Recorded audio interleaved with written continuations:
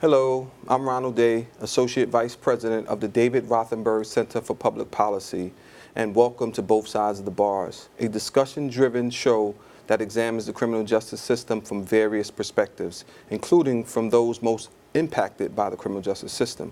We discuss critical questions about how the current system works, its intersections with social justice, and highlight the efforts that are being made to improve the lives of everyone that is affected by it. We ask you, the viewer, to spread the word about Both Sides of the Bars and to share your comments with us on Twitter at The Fortune Society.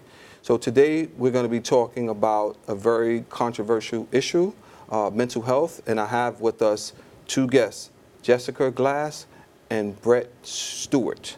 Thank you for joining us on Both Sides of the Bars. We have two fantastic guests with us, and we're really excited to have you here. Thank you. All right, so again, mental health, mental illness, a really complicated and complex issue. But let me just put a little bit of information out there about my guests. So Jessica Glass is an LCSW and is currently the clinical director for the Better Living Center at the Fortune Society. She is also an adjunct professor at Fordham University, where she teaches clinical practice in the graduate school program. Ms. Glass brings over 10 years of management experience to working in outpatient clinic settings, serving disadvantaged populations. Through her experience managing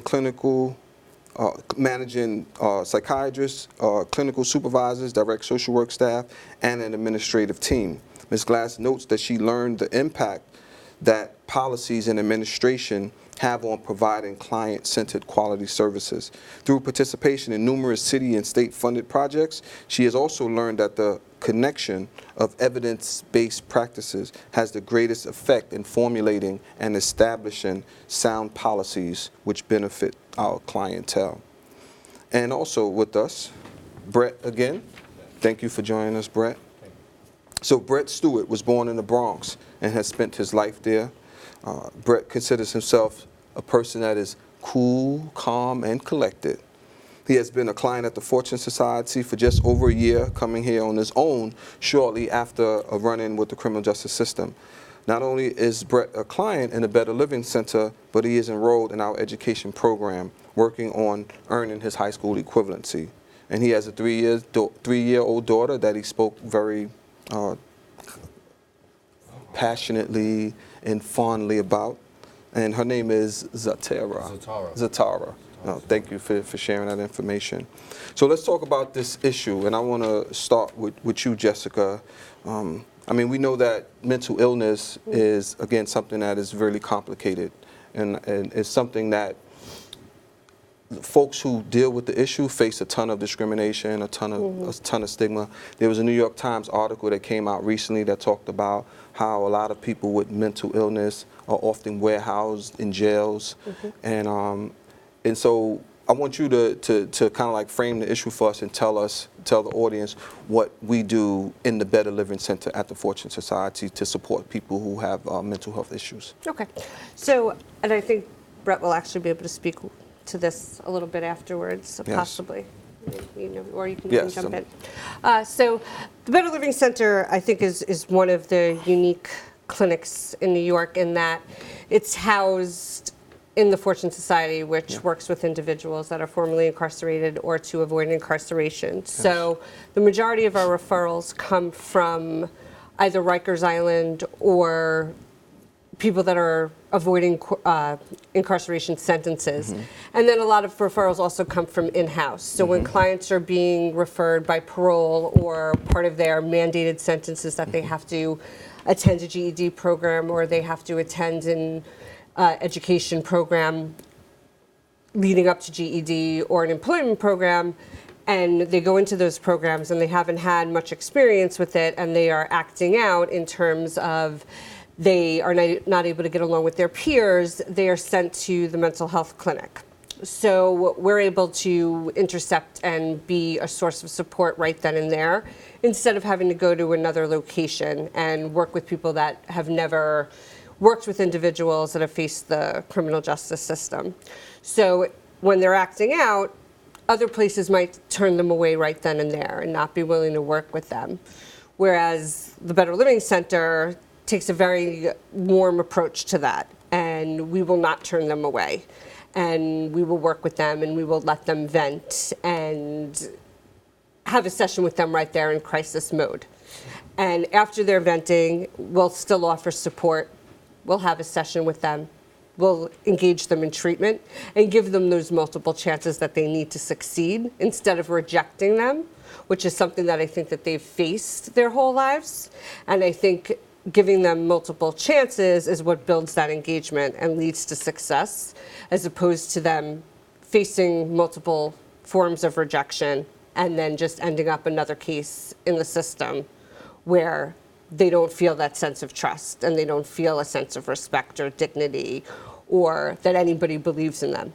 And another chance at not being able to, not having somebody believe where they don't succeed.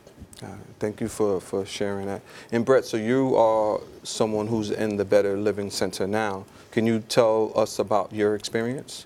Well, my experience with them personally, myself, was kind of great. Mm-hmm.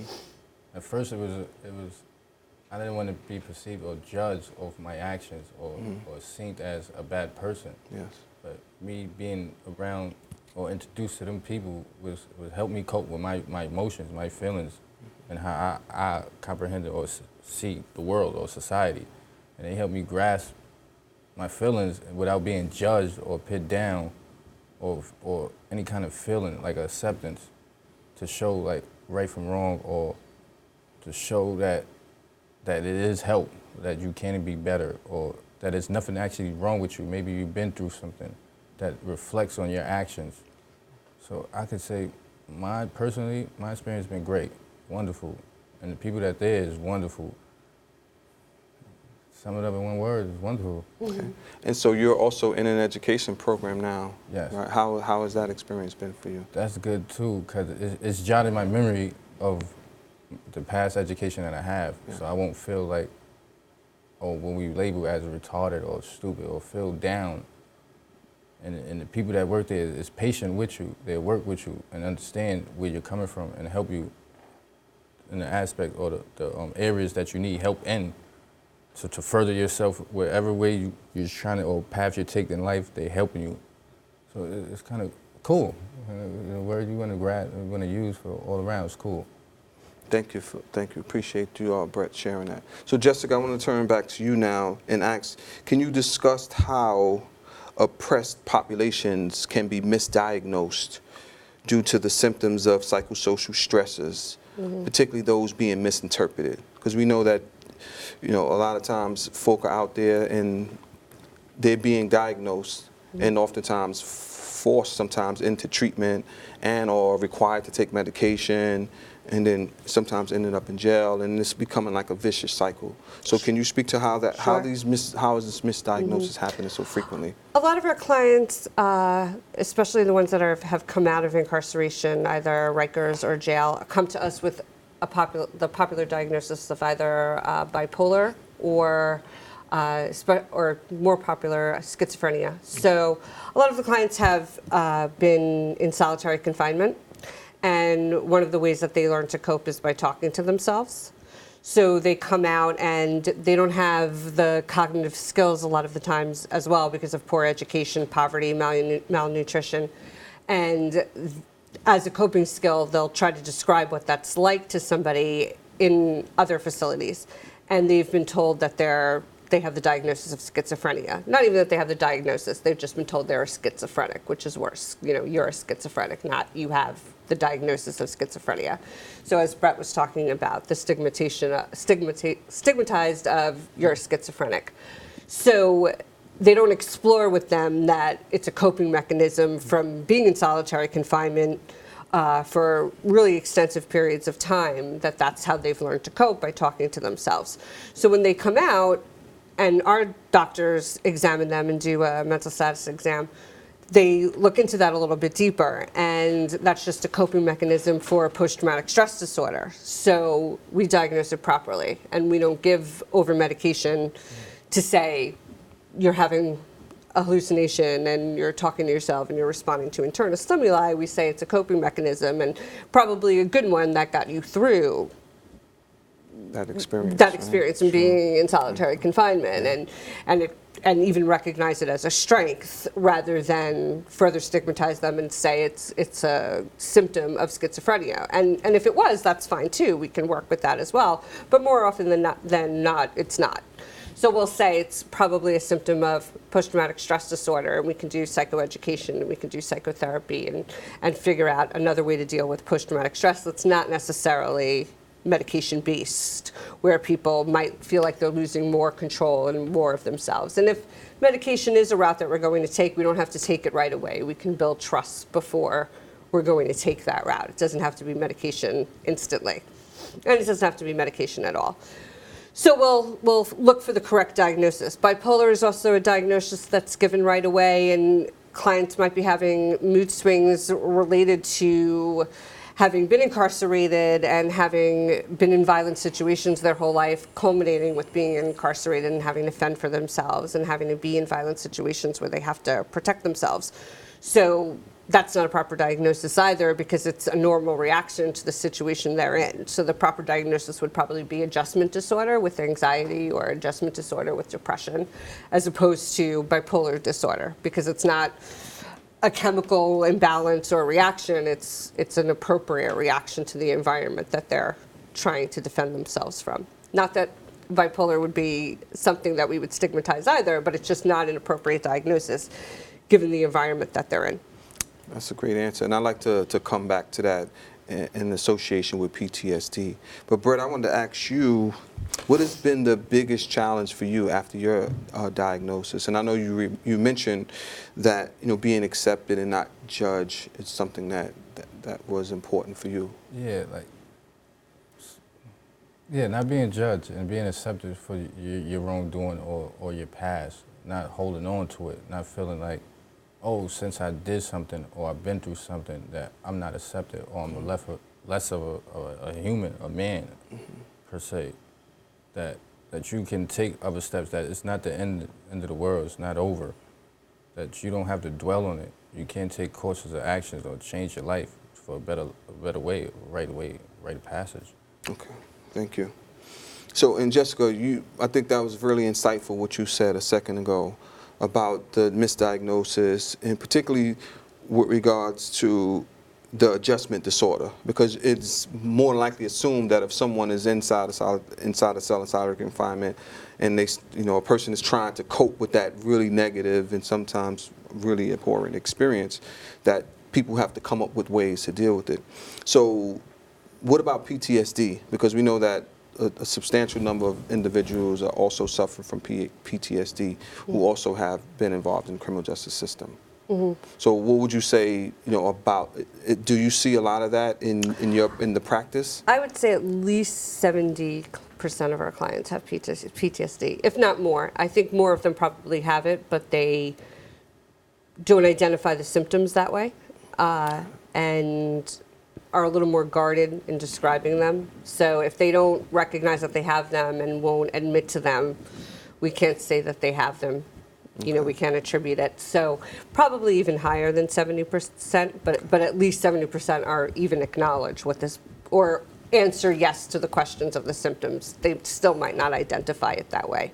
But for example, when we're doing biopsychosocial assessments, which is part of the intake where we ask about all of their background and their environment. We recently had an individual who had been shot and paralyzed from the waist down. He was a bystander. And when we were trying to identify that and help him understand that as possibly a PTSD diagnosis, he was insistent that that was a normal experience, that multiple individuals in his neighborhood had that, and he quote unquote said it is what it is, and it was just a normal experience in his neighborhood, and he didn't identify it as trauma. Wow.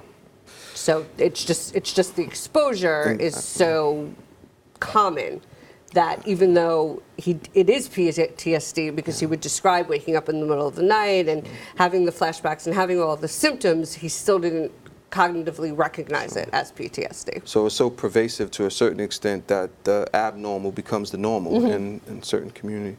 So yeah, thanks. So when it manifests as anger, it gets diagnosed as bipolar because the trauma is not treated.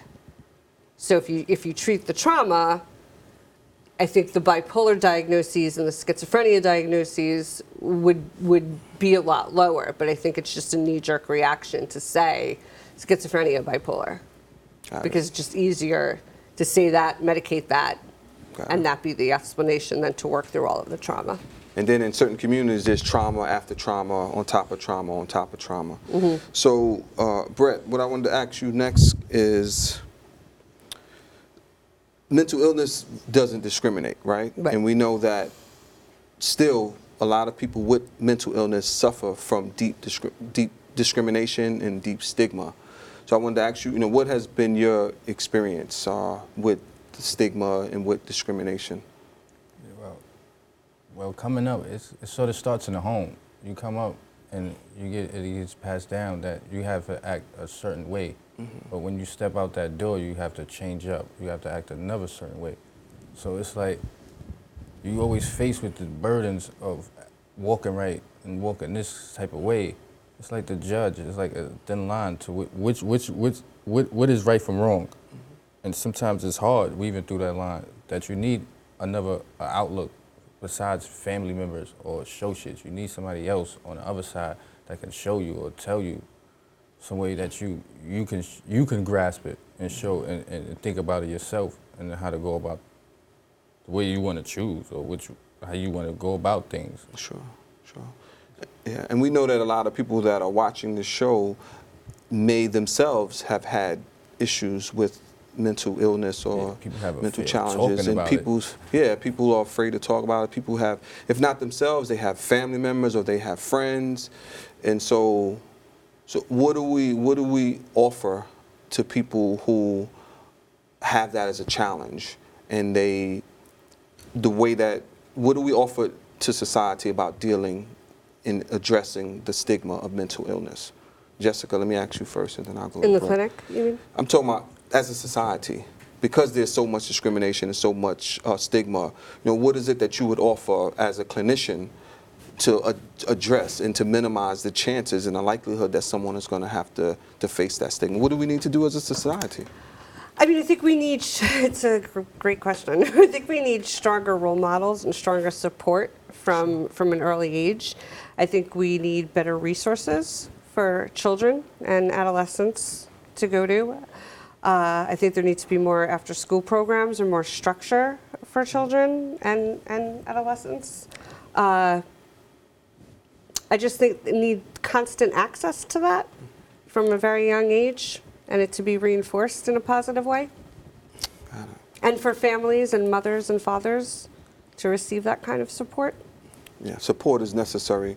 And so, Brett, what about you? How do you think society would be best served by addressing the issue of stigma? I mean, what would you want to offer to all of us? I say be more open-minded, be more conscious of others, be more open-minded to accept criticism and to know your trial and error, so for you can cope with it and know how to go about it and be better at your actions, be more conscious, be more conservative. It comes down to morals and goals, sometimes laws, you know what I mean? Like discipline, for your actions, like for the stuff you do, you have to take acceptance and have to take responsibility. I say it starts in the home, then it reach out to society. But I say it starts in the home first. Be more open-minded, be more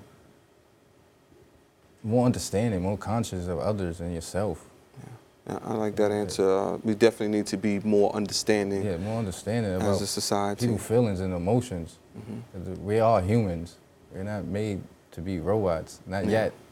Not yet. Technology is working, but and so there's the stigma of just having the mental illness, but then it's compounded by criminal justice system involvement. And so again, more layers. So what are the best practices for working with people who have mental illness who also have criminal justice system involvement? That when somebody from the criminal justice, somebody with a criminal justice background is seeking help to accept them and give them help, and not assume that because they have a criminal justice background that they require more intensive care than somebody without a criminal justice background. I hear that a lot from the clients. We get clients that travel 2.5 hours from other boroughs because they can't find somebody to help them because they've been told that they need a special kind of help. There's not a special kind of help that they need. They need help just like anybody else needs help.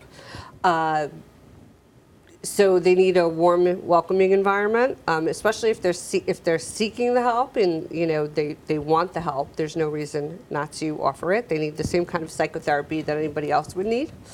So offering a warm environment, weekly psychotherapy, offering psychiatry visits, not mandating therapy, working with clients to figure out what kind of medication they want, if they need it, to sleep or stir appetite, things like that. Same as any other population would need it.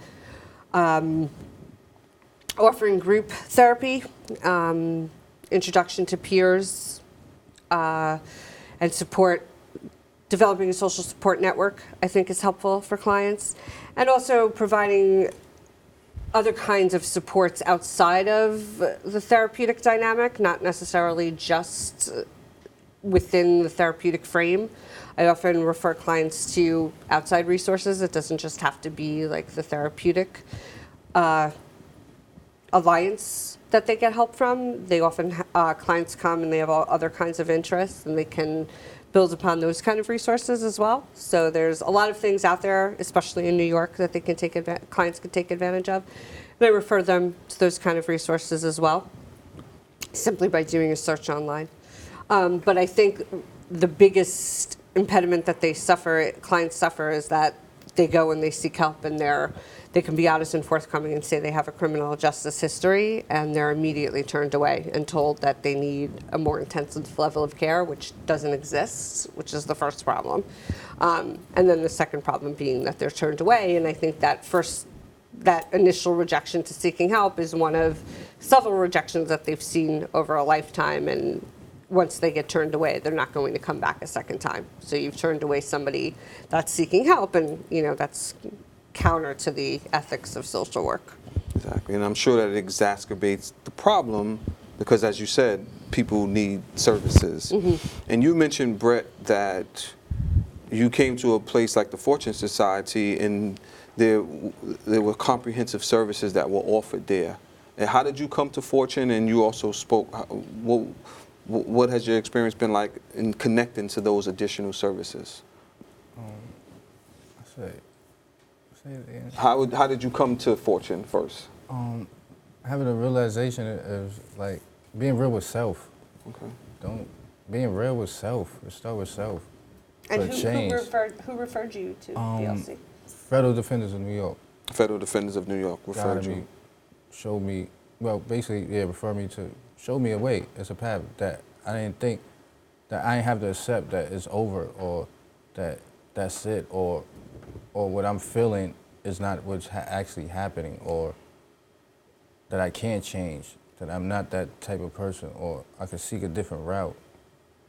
So, yeah. And the other services, was it a smooth process in going from one service to the next? It was a smooth process, because everything I was looking for was right there. It was right in that vicinity. I didn't have to bounce around. I have to just take one thing here and then address something else somewhere else with travel and going of that sort.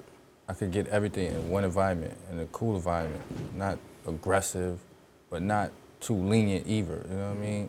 To where you get too comfortable. Yeah. And did Maggie but they make refer you comfortable. Maggie? Yeah, to the education program? Was it Maggie? Or was it Deborah? Because Deborah no longer with us no more. Deborah Griffin. Okay. Well, that's good. I mean, we just want to, because you talked before about how important it was for you to be connected to other services, particularly if they are, in close proximity. You wanted to be able to go right into the same building, for example, and receive those services. I didn't want to run around the city. Go from the Bronx to Manhattan to Queens. And it's great too, because if somebody's having a stressful day in education or in employment, then they can come upstairs, see their therapist, go get lunch, come back, see their therapist again later. And if their therapist is busy, I have a small caseload. I'm the director, but I keep a small caseload. Then they can come and see me if the therapist is busy. There's like always somebody around. So it's not like they don't have to like leave, get a MetroCard, go travel in the subway. It's like everything's in-house. And just, we have just a couple of minutes left. How do people generally get referred to the Better Living Center? We have no catchment area, so anybody could get referred from any organization. So they get referred from another organization, or they get referred internally from any one of our programs. But Rikers will make a referral. Any community-based organization will make a referral.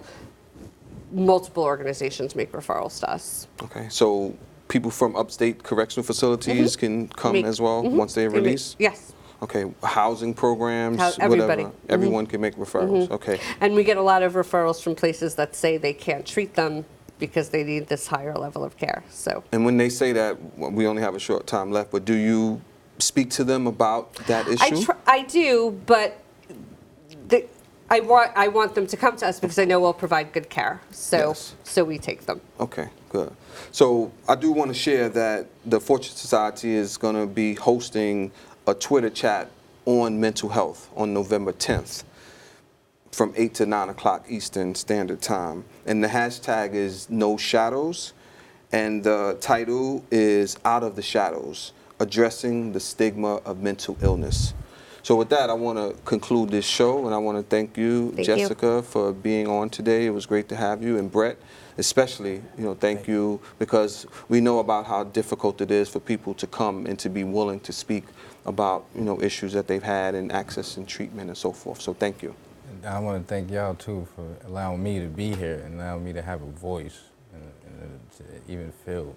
No, it's our pleasure. Thank you. Thank you so much. So thank you to Jessica and Brett Stewart for joining us on both sides of the bars today, and thank you in TV Land for joining us as well. If you're interested in finding out more about the Fortune Society, please check us out on the web at fortunesociety.org or on Facebook by typing in the Fortune Society.